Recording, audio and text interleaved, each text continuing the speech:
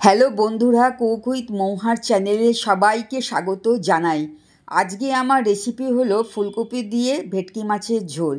শীতের দুপুরবেলা গরম ভাতের সাথে এই রেসিপিটা খুবই ভালো লাগে, তোমরা ট্রাই করে দেখতে পারো।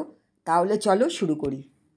ভেটকি মাছগুলোকে প্রথমে ধুয়ে নিয়েছি, এবার হলুদ আর নুন মাখিয়ে নিলাম।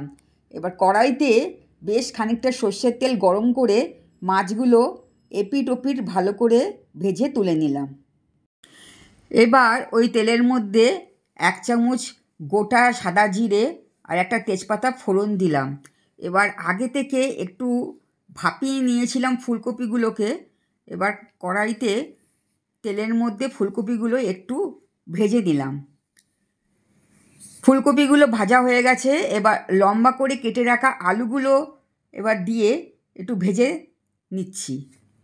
ফুলকপিগুলো আগে ভাজা হয়ে গেছে, ফুলকপিগুলো এবার তুলে দিলাম। আলুগুলো বেশ লাল করে ভেজে নিয়েছি। এবার ভাজা ফুলকপি দিলাম, একটা গোটা টমেটো কুচি দিলাম, 1 চামচ আদা বাটা দিলাম, 1 চামচ হলুদ গুঁড়ো, 1 চামচ ঝাল লঙ্কার গুঁড়ো, 1 চামচ জিরে গুঁড়ো, 1 চামচ ধনে গুঁড়ো, 1 চামচ কাশ্মীরি লঙ্কার গুঁড়ো দিয়ে ভালো করে কষিয়ে নিতে হবে।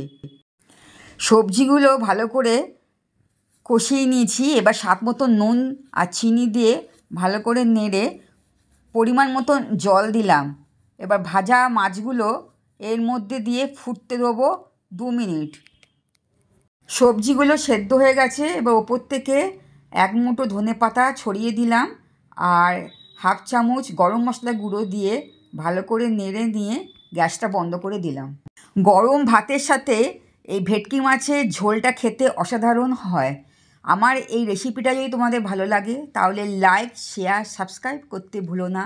পরবর্তী রেসিপিতে আবার দেখা হবে। টাটা।